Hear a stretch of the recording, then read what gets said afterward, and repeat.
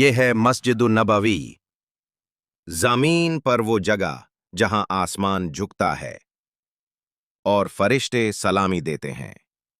नबी करीम ने मदीना ही मुनव्वरा हिजरत के बाद खुद अपने हाथों से इस मस्जिद की बुनियाद रखी।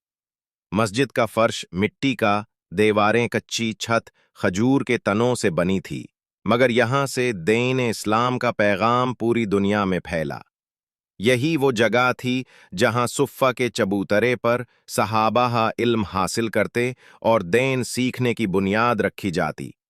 ये मस्जिद सिर्फ इबादत गाह नहीं, बल्कि वही, इल्म, हिकमत और अदल का मरकज भी थी।